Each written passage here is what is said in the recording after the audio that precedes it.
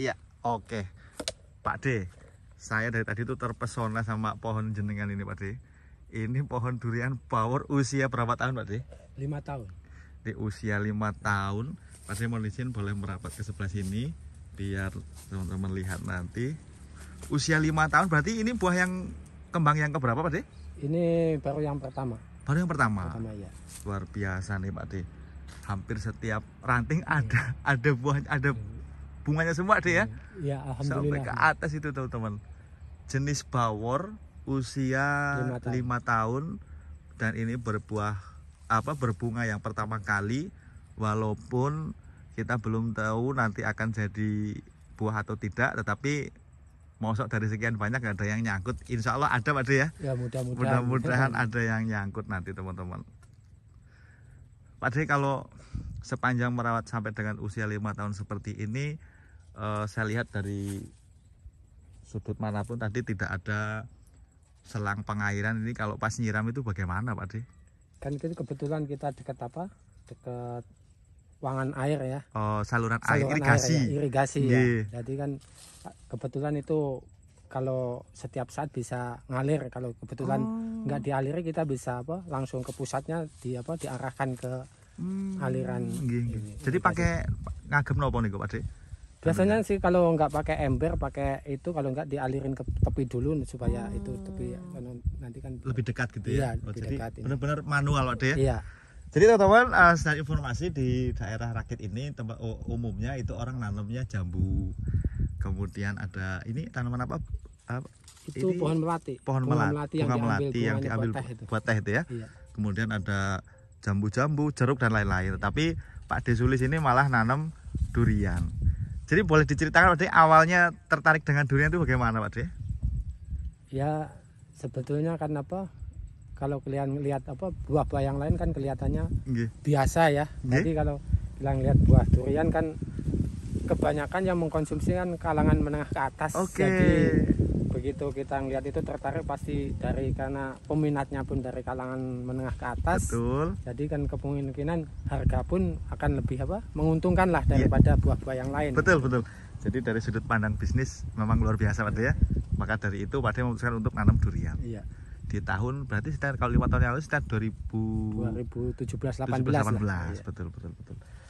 Oke teman-teman, nanti kita akan coba cari informasi juga, kita akan ngobrol kalau berkenan nanti tentang apa yang kemudian diberikan kepada pohon durian ini sehingga bisa berbuah atau berbunga secara ugal-ugalan seperti ini teman-teman ya. Ini bener loh Pak D, ini usia pohon segitu, ukuran pohon segitu ini termasuk ugal-ugalan ini Pak D ya, bener-bener sampai kandas-kandas itu Pak D kayak gitu. Nah Pak D, boleh nggak dikasih bocoran tentang pupuknya sebelum pupuk yang diberikan setiap rutinitasnya setiap bulan kah atau bagaimana Pak D? Sebenarnya kalau pemupukan kan setiap bulan ya awalnya ya, setiap bulan kita kasih ya, kita biasa aja, kita coba. Biasanya kita lihat namanya masih belajar, masih awam, kita coba lihat di YouTube kita sambil kita ya seneng baca, kita catat kata itu, kita lihat ya, kita juga awalnya kita pakai yang Ponska itu. Ponska kita kasih TS campur itu. Ponska dan TS. Iya. Setelah itu awalnya pakai itu aja, nggak pakai yang lain. Siap. Baru setelah siap kita rencana udah mulai ada yang muncul bunga, itu baru kita kasih yang mutiara itu. Mutiara NPK. NPK biru 1616. Ya. Untuk pemberiannya diberikan setiap bulan sekali. Iya, setiap bulan sekali. Siap. Jadi waktu awal tanam ini pohon ukurannya berapa Pak D? Ini pertama tanam itu kurang lebih 70 sampai 1 meter. Oh, masih polybag. Iya. Oh, siap. Boleh Pak D sambil jalan ke belakang Pak D? Siap. Jadi masih polybag kan dulu nanamnya Pak D ya? Iya. Saya kira sudah nanam memang sudah besar. Iya. Pantesan kalau 5 tahun ya bisa dibilang sangat cepat lah pertumbuhannya Pak D. Tuh. Untuk jenisnya yang ada di kebun sini jenis apa aja Pak D? Ini kebetulan kita satu jenis, yaitu bawor ya? Bawor ya. Nih teman-teman. Ini kebetulan kemarin agak miring lah. Pohonnya agak miring. Iya, kurang kuat itu kena angin ya. Iya. Tapi alhamdulillah. Tapi alhamdulillah betul. Masih Nih. sampai delosor begini teman-teman, luar biasa. Jadi ada berapa pohon di sini Pak De totalnya? Totalnya kita awal kan kita punya sendiri itu ada 21 pohon, tapi Oke. karena kurang beruntung yang dua mati. Nggak disulam lagi Pak De? Gimana? Nggak disulam lagi yang mati? Itu sementara belum. Belum ya? Belum, iya. Siap. Oke, kita lanjut ke sana Pak De. Jadi rata-rata usia ukuran pohonnya juga hampir sama, dan di sini juga Pak De tanamin tumpang sari dengan tanaman-tanaman Ya, kita palawija. sambil nunggu Nunggu panen duren. duriannya bisa manfaatkan untuk. Betul. Ini kemarin kan sebelumnya kita kasih terong aja, satu panenan dapat 2,5 ton. Di Ini tuh, ini bekas di sela-sela ini ya. Ya, terong sama cabai. Jadi sambil nunggu panen durennya bisa dapat Iya. terong banyak ya De ya. Kita siasati, yang penting tidak menutupi duriannya. Betul, gitu. betul. Ya kalau masih terong, cabai dan lain-lain masih aman Pak De. Iya. Wah, ini ada yang besar udah pohonnya nih. Wah, ini mantap. Jadi hanya dengan pemupukan sederhana sudah bisa menghasilkan bunga yang luar biasa. Berarti kalau dihitung tadi dari awal tanam sampai dengan hari ini, bunga saat ini bukan bunga pertama dong Pak De? Ada yang sebenarnya kemarin udah pernah, tapi kan nggak jadi lah karena pembiasaan pertama rontok. iya rontok kayak gitu. Ini yang bisa dibilang Iya. serentak yang Iya, sekarang ini ya. sekarang. Tuh, Pohonnya waktu 4 tahun sebenarnya juga ada 1-2 yang udah mulai udah mulai berbunga, tapi kan berbunga. kita misalnya belum serentak seperti yang Iya, tahun iya. ini. Betul. Jadi tadi pemberian pupuk hanya dengan Ponska dan juga TS 1 bulan sekali, rutin begitu Pak De ya. Iya. Untuk semprotnya barangkali Pak De? Kalau semprotnya biasanya kita semprot 10 hari sekali. 10 hari sekali. Jadi enggak sampai 2 minggu ya? Enggak nyampe. 2 minggu 10 hari sekali. Ya, kadang yang rutin itu 10 hari sekali sambil ngelihat kondisinya pohonnya aja sih. Hamanya apa Iya. gitu ya. Siap. Tapi Pak De boleh sharing sedikit tentang merawat pohon sampai dengan sebesar ini, apa sih kendalanya Pak De, atau mungkin kesulitannya di mana sih Pak De gitu? Kalau ngomong kendala yaitu kita harus sama kesulitannya sebenarnya tergantung, semua itu kita harus rajin meluangkan waktu untuk selalu mengamati lah. Oh iya. Mengamati biasanya begitu kondisi pohonnya, daunnya seperti apa. Kalau memang kelihatan ada serangan penyakit harus cepat-cepat Cepat-cepat ditangani lah supaya tidak Betul. tidak menjalar menjadi lebih parah. Siap. Waduh, ini sih jadi bisa dibilang bukan sesuatu yang sulit untuk merawat pohon durian itu sebetulnya Pak De ya. Sebenarnya sih kita bilang sulit kalau kita tidak senang. Tapi kalau kita senang tetap enjoy aja. Tidak ada yang sulit, enjoy aja gitu. Betul. Nah, tapi kan tadi upayanya tadi, usahanya tadi, kalau sekarang diganjar dengan bunga-bunga seperti ini udah senang sekali ada ya. Ya meskipun kita belum tahu hasilnya nanti seperti apa, tapi setidaknya pengorbanan selama 5 tahun jerih payah itu udah agak terobati lah. Begitu muncul bunganya seperti ini. Mudah-mudahan sih bisa jadi buah nyampe panen. Amin.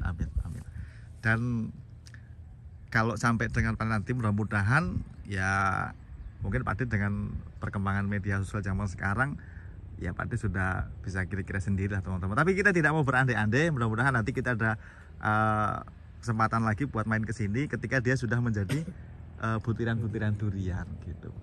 Kita lanjut ke belakang Pak De. Jadi ini lokasi tumpang sarinya memang selalu ditanamin terus ya Pak De? Iya, saya ibaratnya Non-stop gitu ya? Sayang nggak dimanfaatin yang lahan kosong itu sambil nunggu. Jadi tapi prinsipnya yang penting tidak sampai mengganggu pohon tanam durian, utamanya ya. gitu. Iya, karena memang yang utama ini duriannya Pak De ya? Iya, luar biasa. Dan di sini bukan hanya punya Pak De Sulis saja, tetapi juga di sebelah punya kerabatnya masih kakaknya ya? Masih kakak saya. Punya kakaknya Pak Sulis. Tanah keluarga, jadi udah dibagi-bagi. Iya. Tetapi teman-teman ini juga sekaligus bisa menjadi referensi bahwa tidak harus berhektar-hektar ya Pak De. Iya. Nah, istilahnya tanah 1/4 bau kalau di meterin itu setiap 240 meter ya. Iya. 250 meter bisa diisi 19 pohon dan semuanya tumbuh dengan baik. Setidaknya sampai hari ini masih berbunga ugal-ugalan seperti ini dan bisa ditanami tumpang sari, macam cabai dan lain-lain, bisa untuk kebutuhan sembari menunggu duriannya panen gitu. Wah, ini mantap sekali nih teman-teman. Ini memang tanahnya sehat banget sih di sini karena tanah biasa untuk pertanian begini. Nih. Ini Pak Ade kalau sudah kembang begini sama Pak Ade dikasih treatment lagi deh mungkin untuk menjaga kembangnya barangkali. Ya itu sebelum apa sampai keluar apa yang mekar itu tetap kita rutin apa disemprot itu supaya apa menjaga. Biasanya kan ada yang putih-putih apa seperti kupu. Ya kayak kebul itu. Kalau kita nggak rajin apa nyemprot itu, ini jadi hitam-hitam jadi apa? Itu apa jadi rusak lah. Rusak, rontok lama-lama ya. Betul-betul. Jadi ini sudah mulai kalau sudah diserang kutu kebul, nanti Pak Ade semprot dengan insek ya Pak Ade ya. Iya.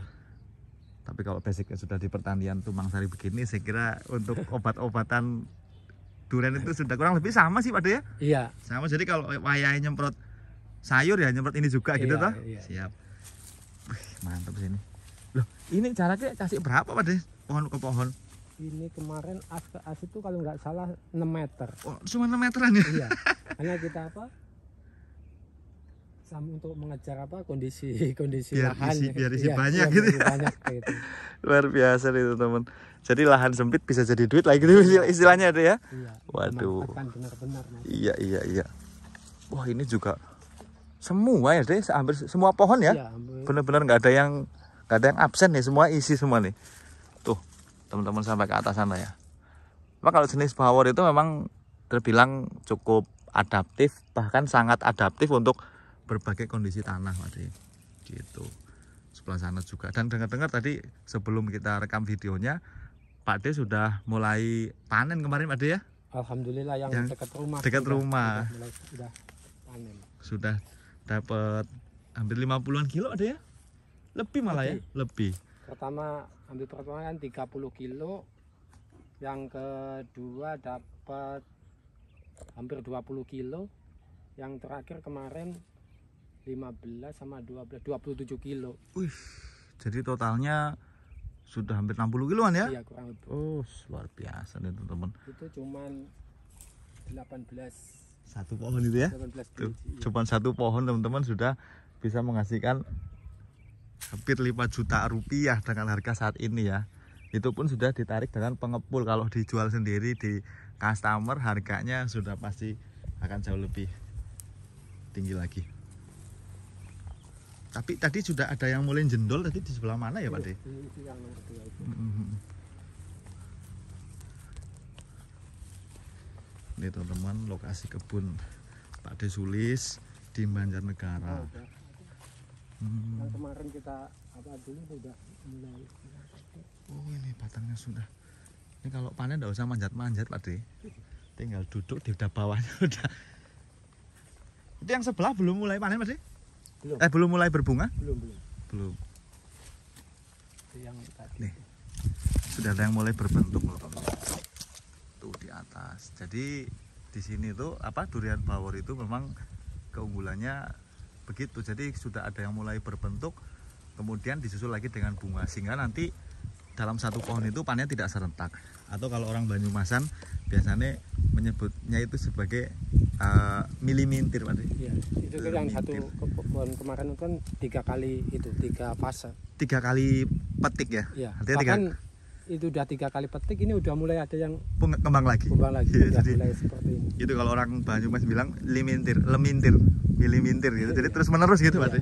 Gitu. Jadi dari sisi keuntungan dari sisi kita sebagai petani itu nggak habis-habis buahnya, terus menerus gitu. Luar biasa nih teman-teman. Jadi mungkin kalau sampai dengan berbuah, sampai dengan bisa dipanen nanti umumnya kan 6 bulan Pak De. 6 bulan, ya. Jadi nanti di bulan ke-5 setelah hari ini insya Allah nanti benar-benar kalau ada kesempatan kita akan datang lagi kemari Pak De ya, buat ngelihat-lihat lagi pohonnya. Luar biasa. Jadi sama yang kebun sebelah juga nanamnya bareng Pak De? Ya sama, paling selisih sehari 2 hari. Oh ya, artinya masih dalam waktu yang sama begitu ya. Keren sih Pak De. Jadi wis gini Pak De, kalau jadi petani ya nyari rumput, liatin pohon durian, pulang ngasih makan ternak gitu Pak De ya. Iya, jadi waktunya itu nggak terbuang sia-sia. Iya betul sekali. Keren. Emang tanahnya sehat sekali di sini, gembur sekali teman-teman. Jadi begitu masuk dari pinggir jalan, itu dari sana kita tadi masuk sampai sini langsung disambut dengan pohon yang ini nih, pohon yang bener-bener kayaknya ini yang paling banyak ya Pak De ya. Iya. Luar biasa tuh. Jadi teman-teman, pada informasi yang dapat kita ambil dari video ini antara lain adalah perawatan pohon duriannya itu tadi, pemupukan, masa-masa perawatannya, penyemprotannya itu 10 hari sekali Pak De. 10 hari sekali, menggunakan insek, kemudian fungi sama apa? pupuk daun ya. Iya. Sama pupuk daun, kemudian pupuknya itu menggunakan Ponska yang merah, kemudian dicampur dengan TS. Iya. Itu diberikan berapa? Setiap bulan. Setiap bulan. Iya. Dengan dosis barangkali Pak De? Kita sih kemarin sesuai dari kecil ya, sesuai kondisi begitu. Awalnya paling ya seperempat kilo, masih kecil. Jadi begitu tumbuh jadi terakhir mulai itu ya 1 kilo satu pohonnya. Satu pohon, satu bulan sekali. Iya, setelah mulai mengikuti kondisi lah. Iya, jadi sesuaikan dengan kondisi besaran pohonnya iya. ya. Kemudian untuk pupuk kandangnya barangkali? Pupuk kandang kemarin yaitu 3 bulan sebelum sebelum keluar kembang ya. Iya, kita kasih pupuk kandang dulu. Jadi kalau untuk hitungan per tahun barangkali hanya berapa kali Pak De pupuk kandangnya? Pupuk kandang kemarin ini sekali. Oh, baru sekali. Jadi setahun cuma sekali ya? Sekali ya, mau 3 bulan sebelum masa pembungaan gitu iya, ya. Jadi pupuk kimia itu tadi teman-teman sudah saya sebutkan dengan Pak De. Kemudian pupuk kotoran kambingnya, kotoran hewannya itu diberikan 1 tahun hanya sekali. Iya. Itu berarti pas di musim kemarau kemarin Pak De ya. Iya. Di musim kemarau dikasih, karena memang biasanya berbunga itu keluar di musim kemarau. Iya. Ya. Pak De Sulis, terima kasih banyak. Siap. Informasinya, sehat-sehat terus Pak De. Sukses terus dengan bibit duriannya. Semoga bisa menjadi inspirasi buat teman-teman petani yang lain Pak De. Siap. Ya, masih muda, masih seger kayak gitu ya, luar biasa. Oke teman-teman, itu tadi obrolan kita dengan Pak De Sulis, pemilik kebun di sini. Mudah-mudahan informasinya bermanfaat. Mohon maaf apabila ada kalimat kami yang kurang berkenan di hati teman-teman semuanya. Kami mohon maaf yang sedalam-dalamnya. Terima kasih banyak, sampai jumpa. Wassalamualaikum warahmatullahi wabarakatuh. Salam perdurianan duniawi, mantap.